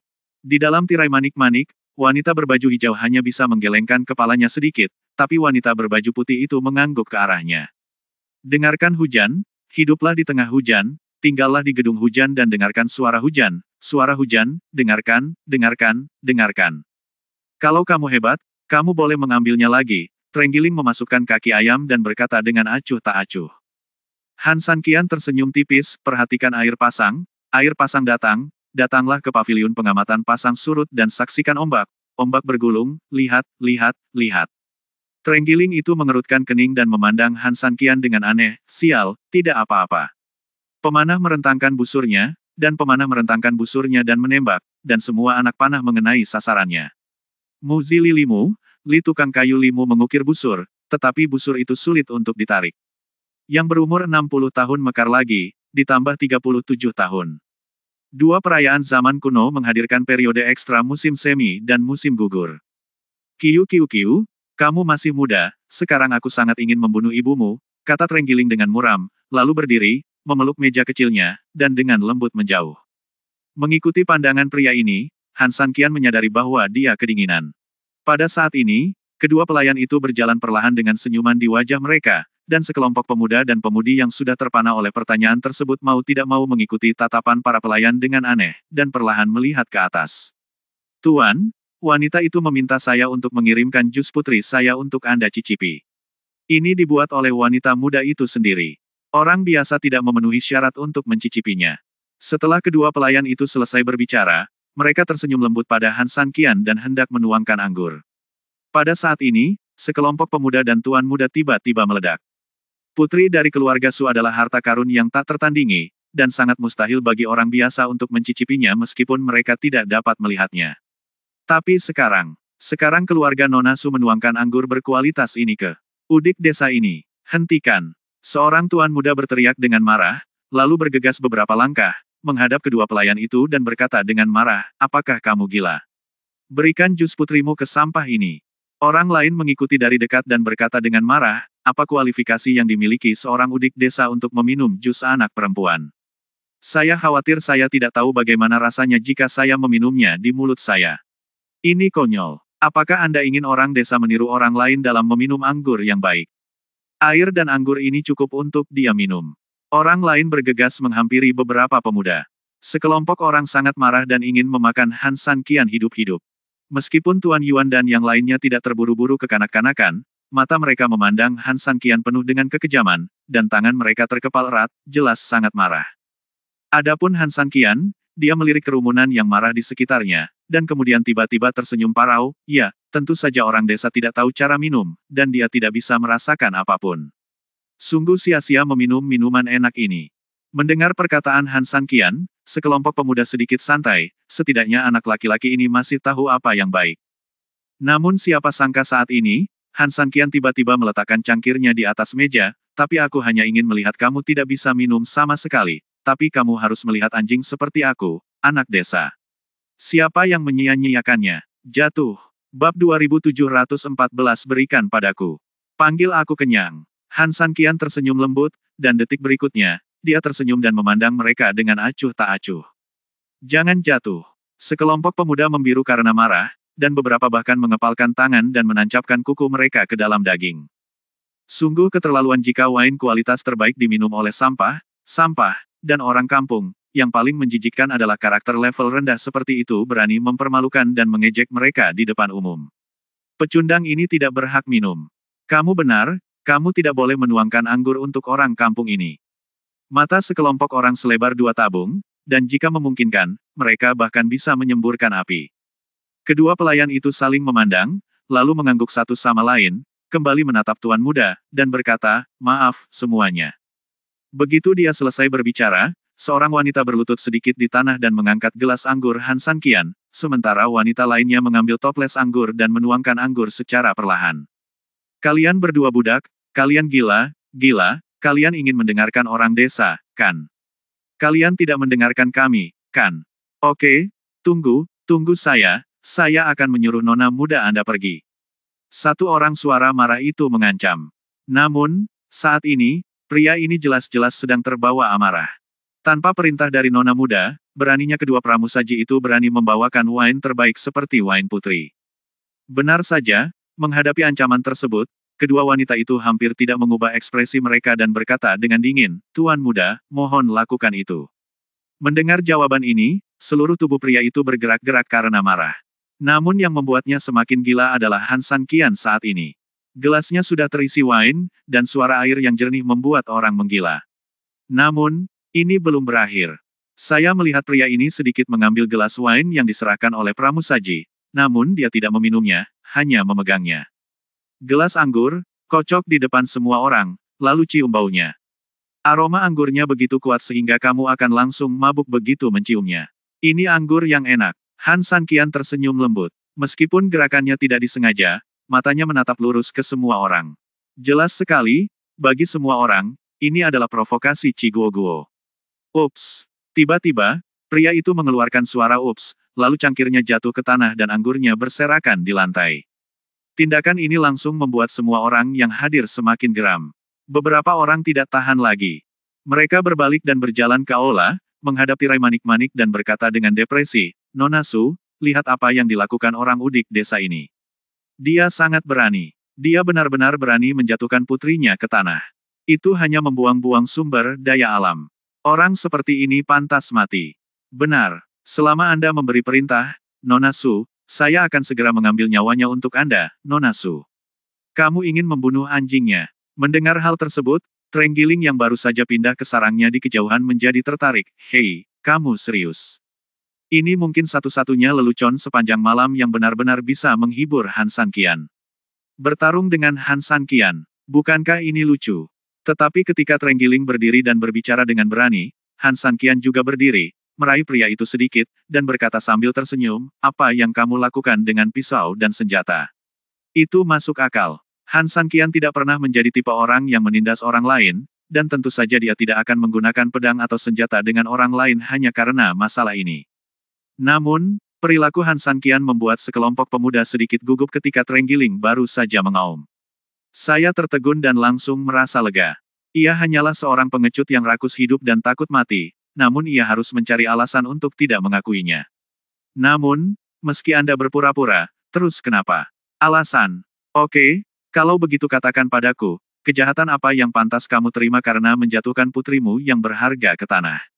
Itu benar. Jika kamu menjatuhkan sesuatu seperti ini, kamu orang desa hanya bisa mati untuk meminta maaf. Hari ini, kamu harus membayar mahal. Sekelompok orang menunjuk dengan marah, jika mereka penakut, mereka mungkin akan ketakutan setengah mati di tempat. Tapi yang jelas, tidak ada orang yang pemalu. Yang ada adalah Han San Qian. Tidak ada tanda-tanda ketakutan di wajahnya. Sebaliknya, dia memandang semua orang seolah-olah mereka bodoh. Anggur putri secara alami adalah anggur yang baik. Terkutuklah kamu jika menyia-nyiakannya. Han San Qian mengangguk sambil berpikir, lalu tiba-tiba mengangkat kepalanya dan tersenyum, "Tapi, apakah ini bukan urusanmu?" Bab 2715, apa hubungannya denganmu? Kalimat, begitu tiba-tiba sehingga semua orang yang hadir tercengang. Ada orang-orang yang tidak masuk akal di pegunungan terpencil dan daerah terpencil. Kalian orang-orang yang tidak masuk akal sangat tidak masuk akal. Han San Qian tersenyum tipis, "Jika saya pembuat onar, lalu siapa kamu?" Sekelompok serangga yang menganggur. Atau mungkin wanita tua dengan 3 lidah itu. Atau wanita berkaki panjang dengan 9 telinga. Han San Qian tersenyum ringan dan berbicara dengan lembut, tetapi nadanya penuh dengan ejekan. Semua orang yang hadir terkejut sesaat. Entahlah, tadi orang ini balas memarahi atau tidak, namun tiba-tiba gigi dan mulutnya menjadi tajam. "Putriku sangat berharga, jadi ada apa?" Setelah Han San Qian selesai berbicara, dia berbalik beberapa langkah dan mengambil botol anggur dari tangan pelayan. Tiba-tiba, dia membantingnya ke tanah dengan sekejap. "Anggur itu diberikan kepadaku oleh Nona Su. Apa yang harus aku lakukan dengan itu?" "Itu bukan urusanmu." Han San Qian bertanya dengan cemberut. Anda. Sekelompok orang sangat marah dan cemas sehingga mereka sulit berbicara untuk beberapa saat. "Dasar jalang, kamu sombong. Anggur dan omong kosong ini milikmu. Ini hanya karena Nona Su menganggapmu menyedihkan. Itu sebabnya." Salah satu orang ingin mengatakannya, tapi dia tidak bisa. Saya tidak bisa berhenti di tengah kalimat. Saya merasa tidak masuk akal dan lemah, jadi saya hanya bisa menatap, malu, dan mengandalkan teriakan keras saya untuk mendapatkan momentum. Apakah kamu menganggapku menyedihkan atau kamu melakukan hal lain, itu tetap merupakan hadiah bagiku, kata Han San Qian dingin. Ini masuk akal. Wanita itu memberikannya kepadaku dengan tulus. Tentu saja, barang itu milik tuan muda ini. Bagaimana dia ingin menanganinya adalah hak dan kebebasannya. Di dalam tirai manik, wanita berbaju hijau berkata dengan lembut. Ketika suara itu datang dari dalam tirai manik-manik, orang-orang di aula terdiam sesaat, bahkan jika mereka memiliki kata-kata, mereka tersangkut di tenggorokan dan tidak dapat diucapkan. Han San Qian memandang semua orang sambil mencibir, tersenyum dingin, lalu berjalan kembali. Namun saat dia hendak mengambil langkah, beberapa tuan muda tiba-tiba berhenti di depan Han San Qian dan yang lainnya. Han San Qian sedikit mengernyit dan memandang orang-orang ini dengan lembut. Bahkan jika itu anggurmu, lalu kenapa? Perahu bunga ini adalah tempat yang elegan, dan semua orang sangat tertarik. Namun, kamu mengotori tempat ini terlebih dahulu, dan sekarang kamu bahkan menghancurkan botol anggur itu ke tanah. Sangat menyinggung bea cukai dan keanggunan, sepertinya akun ini harus diselesaikan, kan? Pemimpinnya tidak lain adalah Tuan Yuan. Di belakang Tuan Muda Yuan, tuan muda lainnya jelas sangat bangga. Tentunya, setelah tidak ada yang bisa mereka lakukan untuk mengalahkan Han San Qian, ketika kelompok itu ragu-ragu, Tuan Muda Yuan berdiri dan menggunakan kekuatannya sendiri untuk mempersulit Han San Qian lagi. Namun bagi Han San Qian, hal ini sudah diduga. Dari sudut pandang mereka, mereka kuat, yang kuat hanya akan menghormati yang kuat dan tidak pernah memberikan belas kasihan kepada yang lemah. Saya tidak sengaja menjatuhkan anggurnya. Itu bukan niat saya. Mengenai melempar teko anggur, apakah Anda masih malu untuk menyebutkannya? Han San Qian berkata, jika bukan karena Anda, saya khawatir anggur itu akan jatuh. Telah dikonsumsi sejak lama. Monster pasir kuning, ayo pergi. Setelah mengatakan itu, Han San Qian dan Trenggiling hendak bergerak maju. Kamu hanya ingin melepaskannya saja, kata Tuan Yuan dingin. Lalu apa yang kamu inginkan? Han San Qian bertanya. Trenggiling merentangkan tangannya tanpa daya, tidak masalah. Kami harus membersihkan tempat kami sendiri, kalian harus membersihkan ruang tamu, dan semua orang mundur selangkah. Bersihkan saja. Haha, lalu jika aku memberimu pisau dan kemudian menambal lukamu, apakah itu berarti rata? Kata Yuan Shao dingin. Jika kamu benar-benar ingin membersihkannya, kamu bisa. Jangan bilang kami tidak akan memberimu kesempatan. Pergi saja dan jilat sampai bersih dan lupakan saja. Bagaimana dengan itu? Setelah mengatakan itu, kelompok orang-orang saling memandang dan tersenyum. Oke, Han San Qian mengangguk sambil tersenyum. Sekelompok orang tiba-tiba tertawa. Han San Qian juga tertawa pelan. Sekelompok orang tertawa lebih gila lagi. Mereka menertawakan Han San Qian karena bodoh dan terus tertawa saat ini. Namun, mereka mungkin tidak tahu bahwa Han San Qian sebenarnya menertawakan mereka. Bab 2716, Anjing Lapar Menerkam Anggur. Haha, lihat, si idiot ini masih tertawa. Hillbilly, melihatmu tersenyum bahagia, kamu bisa menjilat tempat ini hari ini. Sekelompok orang menatapnya dengan penuh semangat, dan senyuman Han San Qian membuat mata mereka semakin terlihat karena marah. Salah satu dari mereka bahkan bergegas menuju Han San Qian. Han San Qian tidak melawan, dia tersenyum ringan dan membiarkannya menangkapnya. Namun, pria itu meraih Han San Qian sedikit lebih keras, hanya untuk menemukan bahwa tubuh Han San Qian tidak bergerak seperti gunung. Dia melirik Han San Qian dengan canggung, lalu dengan cepat mengertakkan gigi dan menggunakan lebih banyak kekuatan. Tapi masalahnya adalah meskipun wajah orang ini memerah saat dia memaksakan diri, Han San Qian masih berdiri tak bergerak. Persetan dengan si redneck ini. Dengan kemampuan kultivasi orang ini, ia dapat melakukan banyak hal untuk memamerkan kekuatannya, oleh karena itu, ketika dihadapkan pada situasi seperti itu, ia akan menjadi orang pertama yang bergegas keluar untuk memamerkan dirinya. Siapa yang tahu? Meski sudah mengerahkan seluruh tenaganya, tubuh Han San Qian seolah tertanam di tanah, tidak bisa dikatakan tidak ada reaksi, ia hanya tidak bergerak. Canggung. Dia tiba-tiba merasa sangat malu. Sialan, kamu orang desa. Aku tidak menyangka kamu cukup kuat. Sial, kamu sendiri yang membajak sawah seperti sapi. Apa kamu membajak terlalu banyak? Dia berteriak dan mengumpat untuk menutupi rasa malunya. Ya, apakah kamu ingin membajak? Itu baik untuk kesehatanmu, Han San Qian tersenyum lembut, nadanya tenang. Dalam konfrontasi semacam ini, Han San Qian bahkan tidak perlu menarik nafas, apalagi menggunakan kekuatan apapun. Aku akan membajak ibumu. Dia marah, sangat marah sampai dia menjadi gila. Namun saat ini, Han Sanqian tidak hanya tidak panik sama sekali, bahkan dia sedikit bosan. Orang kampung sialan ini benar-benar pengganggu, dan aku tidak tahu jenis sihir apa yang dia gunakan. Seseorang mengumpat, bukankah semua orang desa seperti ini? Mereka hanya punya kekuatan kasar. Kalau tidak, mereka hanya sampah. Dan hampir di saat yang sama ketika semua orang mengumpat, pria yang sangat marah hingga hampir kehilangan akal sehatnya juga menggunakan amarah terakhirnya untuk memukul Han Sanqian secara langsung, baik dengan mendorong atau diam-diam meninjunya. Han Sanqian sedikit mengernyit, dan detik berikutnya, tubuhnya tiba-tiba bersinar.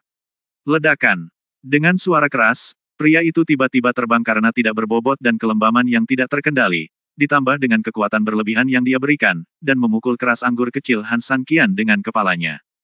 Meja, setelah dihancurkan, berhenti di sampingnya, dan wajahnya kebetulan jatuh ke tanah tempat Han Sanqian menuangkan anggur sebelumnya.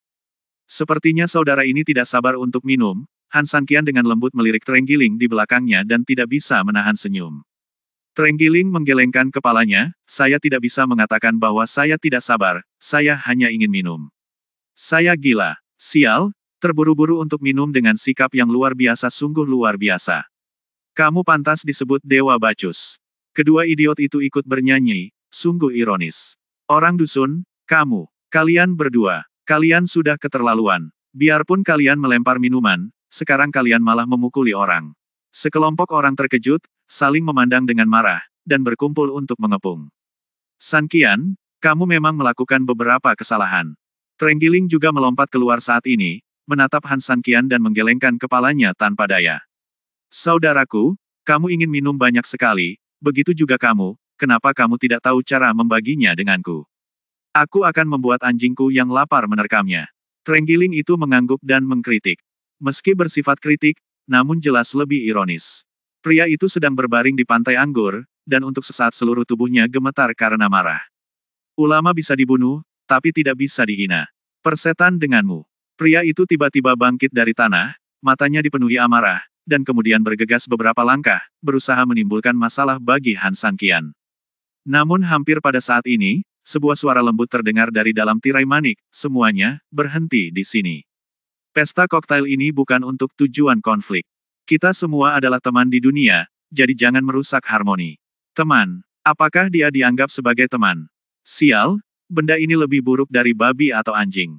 Bersama orang seperti itu membuatku merasa bau. Orang-orang di sini semuanya berpendidikan baik dalam keterampilan sipil dan militer. Bagaimana tempat ini bisa dianggap sebagai tempat yang elegan jika orang sembrono yang tidak punya kekuatan tersisa di sini? Setiap orang adalah orang yang gegabah, tetapi saya tidak tahu siapa sebenarnya orang yang gegabah itu. Pada saat itu, Trenggiling tiba-tiba mendengus dengan jijik. Bab 2717 Siapakah pria sembrono itu? Sial, apa yang kamu bicarakan, dasar aneh. Jika kamu punya nyali, katakan lagi apa yang baru saja kamu katakan. Jadi bagaimana jika aku mengatakannya 10 kali lebih banyak, bodoh. Sial, siapa di antara orang-orang di sini yang tidak kaya pengetahuan dan berbakat? Kamu bodoh sekali. Benar, semua orang di sini adalah ulama yang bisa berdamai dengan dunia. Bagaimana kami bisa membiarkan Anda, seekor semut, melontarkan fitnah? Tahukah Anda apa kejahatan menghina ulama? Sekelompok orang saling melotot, sangat marah. Trenggiling, sebaliknya, mengangguk, apa itu kejahatan serius? Pemenggalan kepalanya, lebih dari sekedar memenggal kepalamu, bahkan jika aku membunuh ke-9 klanmu, itu tidak terlalu berlebihan, jawab seseorang dengan marah. Trenggiling mengangguk lagi, dan kemudian, ketika semua orang tercengang, dia menghitungnya, kalau begitu semua kepalamu akan rontok. Omong kosong apa yang kamu bicarakan? Bukankah itu yang kamu katakan? Membenci sastrawan adalah kejahatan yang keji. Kamu begitu tidak menghormati teman-temanku satu persatu. Bukankah itu kejahatan keji yang paling buruk? Setelah Trenggiling selesai berbicara, dia menatap Han Sanqian, kamu bilang banyak sekali kepala, mana yang lebih cocok untuk melapisi pantatmu? Begitu dia selesai berbicara, sekelompok orang di sana tercengang dan tiba-tiba tertawa. Sial, kupikir apa yang dibicarakan cucu ini, tapi pada akhirnya, dia membicarakannya. Beberapa dari mereka menunjuk ke arah Han Sanqian, tertawa sambil berbalik ke depan dan ke belakang, merasakan sakit perut. Sial, kalau orang kampung ini bisa dianggap sarjana, haha, mulai sekarang aku tidak akan menyentuh buku sialan itu. Saya tidak minum anggur, tetapi saya sangat mabuk sehingga saya tidak tahu kenapa. Mungkinkah saya mencapai puncak hidup saya dengan makan ayam? Sekelompok orang mengejek dan tertawa tanpa henti. Kalau begitu sebaiknya kamu berhenti belajar, balas Trenggiling. Oke, jangan bilang aku tidak akan memberimu kesempatan. Ayo berkompetisi. Kalau kamu bisa menerimanya dalam 3 kalimat, aku akan mengakui kamu sebagai pemenangnya, kata seorang pemuda dingin. Oke, aku memenangkanmu, tolong panggil aku ayah. Aku salah. Pria itu hanya tertegun, tersenyum tipis, dan mengangguk, oke. Jika kalah, kalian berdua bisa turun dari perahu dan tidak mengganggu kesenangan kami. Bisa. Di dalam tirai manik-manik, wanita berbaju hijau ingin berbicara lagi, tetapi wanita berbaju putih melambaikan tangannya sedikit untuk menghentikannya. Kemudian, dengan sedikit anggukan padanya, wanita berbaju hijau menerima perintah tersebut dan melanjutkan, Nona muda saya dapat memberikan keputusan. Nona, jangan ragu untuk bertanya, pria itu tersenyum percaya diri. 3.000, ayo, kata Trenggiling lirih. Han Sanqian menggelengkan kepalanya tak berdaya, dia benar-benar tidak tertarik dengan hal-hal ini. Namun, Han Sanqian tidak senang melihat sekelompok pemuda memandangnya dengan penuh semangat dan jijik. Aku tahu kamu tidak menonjolkan diri, jadi bantu aku sekali saja. Han Sanqian mengangguk dan bersiap. 2 pohon membentuk hutan. Karena mereka bukan roh dari jiwa, mengapa mereka menjadi mimpi di malam hari? 2 bulan adalah sahabat. Karena tidak hanya bertabrakan, mengapa gunung-gunung runtuh? Kata pemuda itu sambil tersenyum. Oke, penonton tiba-tiba bersorak. 2 pohon adalah hutan. Karena tidak seperti hujan, mengapa menjadi hujan jika ditambahkan air? Han Sanqian berkata sedikit. Begitu kata-kata ini keluar, hanya Trenggiling yang bertepuk tangan dan tidak ada yang menjawab. Namun, dilihat dari keterkejutan orang lain, terlihat jelas bahwa mereka terkejut. Di mata mereka, anggur hanyalah hadiah yang diberikan oleh wanita muda itu karena dia merasa kasihan padanya dan diasingkan. Kebaikan Nona Su terkenal di dunia. Tidak ada yang menyangka bahwa hadiah anggur Nona Su sebenarnya karena Han Sanqian sudah memberinya hadiah anggur. Tepat di sebelah kanan. Apakah masih ada lagi? Wanita itu bertanya dengan lembut dari dalam tirai manik. Pria itu tiba-tiba mendapat masalah, memegang kipas angin dan berjalan mondar-mandir dengan tergesa-gesa. Semua orang juga berpikir cemas, tidak tahu bagaimana menghadapinya. Tapi saat ini, Han Sanqian berdiri sedikit dan berkata, 2 hari sejahtera. Karena kamu bukan surga, mengapa kamu ingin bernyanyi? Ini, sekelompok orang saling memandang dengan bingung. Han Sanqian bisa dikatakan bingung jika menjawab hanya satu saja. Namun jika harus menjawab 2 orang, sudah jelas. Orang ini pasti punya buku seperti itu di rumah, jadi tentu saja, dia kebetulan menemukannya, dan dia bisa menjawab dengan lancar.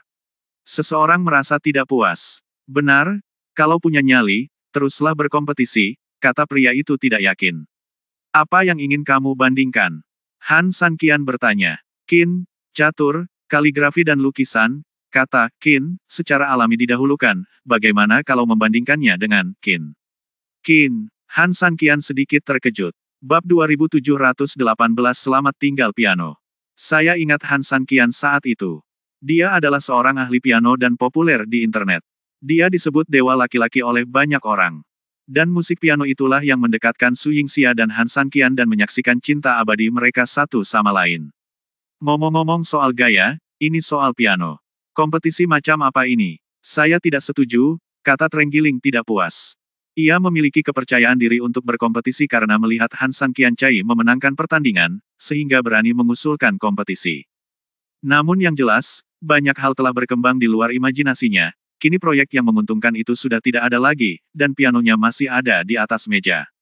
Trenggiling melihat ke kiri dan ke kanan, tetapi menurutnya Han Sanqian tidak tampak seperti orang yang bisa bermain piano. Jika Anda memainkan piano untuk seekor sapi, dia mungkin bisa melakukannya. Melihat Han Sanqian tenggelam dalam pikirannya, tuan muda itu tersenyum bangga, apa, kamu takut? Bagaimana dia bisa takut ketika Han Sanqian tersadar kembali? Hanya saja dia tiba-tiba merindukan Su Yingxia. Di dalam tirai manik-manik, wanita berbaju hijau awalnya ingin menghentikannya, karena sudah disepakati sebelumnya bahwa mereka akan mengajukan pertanyaan.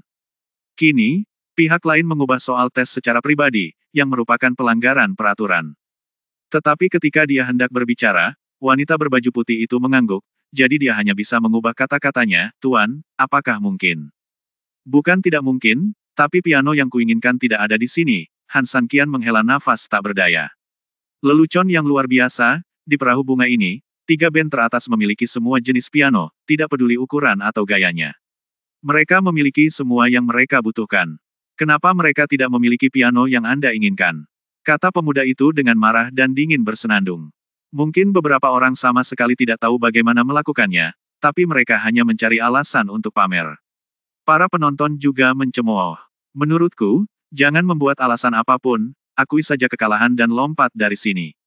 Begitu kata-kata itu keluar, beberapa orang tertawa. Trenggiling menghampiri Han Sanqian dan bertanya dengan lembut, bagaimana kalau menyerah pada ronde ini?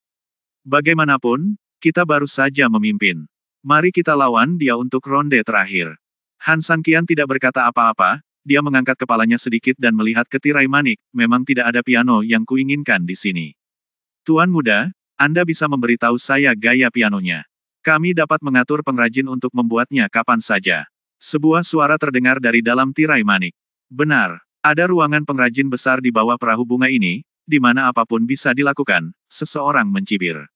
Baik, Han Sanqian mengangguk. Sebenarnya, dia tidak terlalu ingin berkompetisi, tetapi karena dia tiba-tiba semakin memikirkan Qin dan Su Yingxia, dia tentu ingin memainkan lagu untuknya di sini untuk mengenang pemikirannya. Han Sanqian secara alami mengetahui piano seperti punggung tangannya, dan juga sangat paham dengan prinsip dan strukturnya. Dia segera menggambar beberapa pukulan, mengeluarkan gambarnya, dan menyerahkannya kepada pelayan. Selanjutnya, sekelompok orang kembali ke tempat duduknya dan beristirahat sejenak. Selebihnya, sekelompok orang di seberangnya melirik Han Sanqian dengan tatapan lucu dari waktu ke waktu. Trenggiling merasa bersalah, tetapi Han Sanqian di samping sudah mengembalikan pikirannya ke bumi dan Su Yingxia. Ada pahit dan senangnya, namun pada akhirnya semua berubah menjadi madu, manis di hati.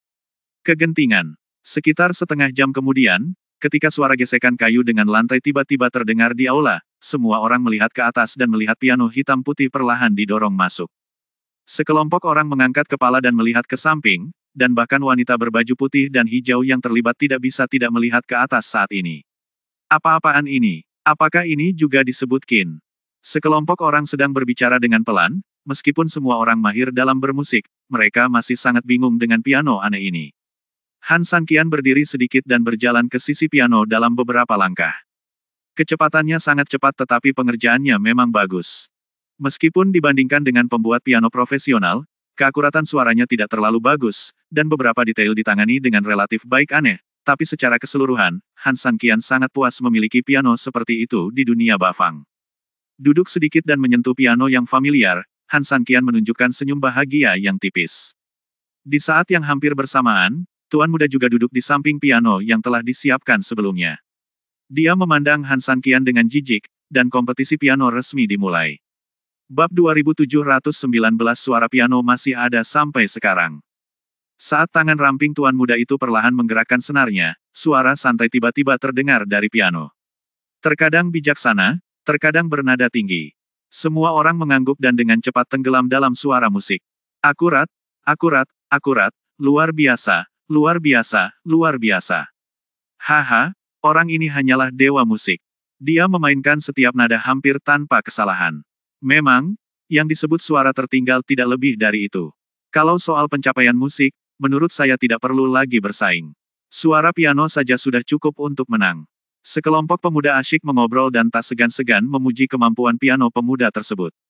Pada saat ini, di dalam tirai manik-manik, wanita berbaju hijau juga bergerak sedikit seiring dengan suara piano. Ketika dia mengalihkan perhatiannya ke wanita berbaju putih, dia mengangguk sedikit sebagai tanda pengenalan. Bagus. Saat musik piano berakhir, semua orang bersorak. Jelas sekali, suara piano menaklukkan semua orang, dan Han Sanqian juga tersenyum pada tuan muda itu untuk menunjukkan persetujuannya. Dalam hal pencapaian musik, pria di depan saya memang memiliki beberapa kuas. Kontrol nadanya sangat akurat, dan keseluruhan permainannya halus dan mulus, membuat orang merasa seperti berada di dunia musik. Namun, mengenai pujian Han Sanqian, pria itu mendengus bangga dan tidak menunjukkan penghargaan sama sekali. Sekarang giliranmu. Dia memutar matanya ke arah Han Sanqian, mencoba mendapatkan bantuannya dengan cara ini, dan kemudian berpikir bahwa kerugiannya tidak akan begitu menyedihkan. Mimpi. Han Sanqian tersenyum tak berdaya, menggelengkan kepalanya, lalu perlahan meletakkan tangannya di atas piano. Sial, begitu suara itu keluar, Han Sanqian langsung mengerutkan kening. Suaranya tidak terlalu akurat. Memikirkan hal ini, dia berdiri sedikit, membuka penutup piano, dan mulai melakukan debug. Namun, suara dang telah mengejutkan semua orang, dan mereka tertawa terbahak-bahak. Trenggiling bahkan menutupi wajahnya dengan tangan dan tidak berani melihatnya. Dengarkan apa yang dimainkan bocah konyol itu, haha, membuatku tertawa terbahak-bahak. Sial, telingaku hampir terbakar. Apakah ini disebut juga bermain piano? Sapi itu memainkan piano, hahaha. Sekelompok orang tertawa terbahak-bahak, bahkan wanita berbaju hijau pun menggelengkan kepalanya tak berdaya di dalam tirai manik-manik, jelas sangat kecewa. Tapi Han Sanqian, bukannya menunjukkan niat untuk berhenti, malah terus mengeluarkan suara lain. Penyetelan adalah apa adanya. Namun suara seperti itu, berbeda dengan suara indah piano tadi, sepenuhnya disebabkan oleh kerasnya bermain piano secara sembarangan. Oke, berhentilah bermain-main. Jika kamu terus bermain, aku akan ditendang sampai mati. Sial, sungguh kacau, aku tidak tahan lagi. Kamu akan mati jika mengaku kalah, dan kamu di sini untuk menyakiti kita semua. Hei, aku sangat terkesan dengan udik desa ini. Sekelompok orang berubah dari tertawa menjadi berteriak. Di balik tirai manik-manik, wanita berbaju hijau memandang wanita berbaju putih yang mengangguk. Kemudian, wanita berbaju hijau sedikit mengangkat tubuhnya, bersiap untuk memberitahu Han Sanqian untuk tidak melanjutkan. Namun hampir di saat yang sama, Han Sanqian juga berdiri sedikit, lalu menutupi penutup piano dan berkata dengan sopan, "Oke, saya bisa mulai."